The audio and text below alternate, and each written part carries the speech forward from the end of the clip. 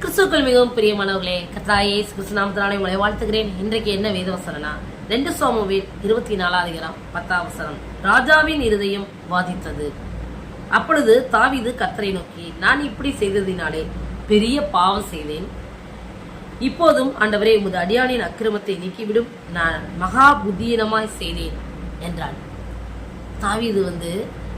தாவீதின் இருதயம் வாதிக்குது. ஐயோ, ஆண்டவருக்கு பிடிக்காதபடி நான் ஜனங்களை தொகை பார்த்துட்டேனே அப்படின்னு சொல்லி அவர் வருத்தப்படுறவராக காணப்படுகிறார். இந்த சம்பவத்துல ஆண்டவர் செய்யக்கூடாது அப்படின்னு சொல்றத அவர் செய்கிறார். ஏன்னா ஜனத்தொகையை பெருக்கினவர் கர்த்தர், அவருக்கு தெரியும் எல்லாம். அதனால அதை தொகை பார்க்கணும்னு அவசியமே கிடையாது. ஆனா தாவீது தொகை பார்த்துருவாரு. ஆண்டவருக்கு அதனால கோபம் வந்துடும். அநேக வேளையில உங்களுடைய இருதயம் வாதிக்குதா? நிறைய வேலைகளில் நம்ம இருதயம் நமக்கு பேசும், இதை செய்யக்கூடாது, இது தவறு அப்படின்னு பேசும். ஆனா நம்ம அதையும் தாண்டிக்கிட்டு செய்யறவங்களா நம்ம இருப்போம்.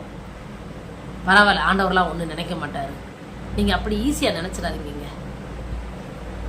ஆண்டவருக்கு பிடிக்காத காரியத்தை தாவீது செஞ்ச பாருங்க. அவரே அந்த வசனத்துல சொல்லியிருப்பாரு, நான் மகா புத்தீனமாய் செய்தேன்.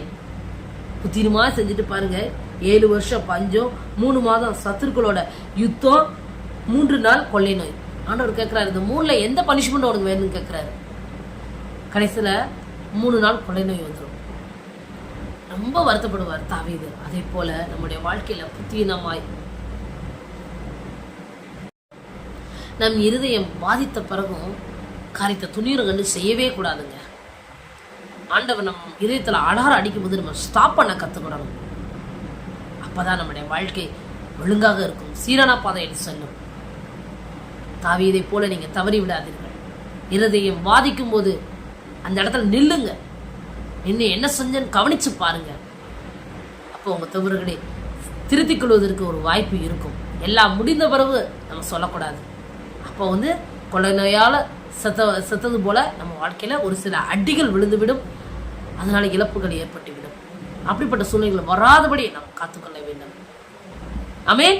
அந்த இயேசுவை நம்புங்கள், ஏற்றுக்கொள்ளுங்கள், விசுவாசியுங்கள். கர்த்தருடைய பெரிய அற்புதங்களை பெற்றுக்கிறீர்கள். தேவன் தான் உங்களை ஆசீர்வதிப்பாராக. ஆமென்.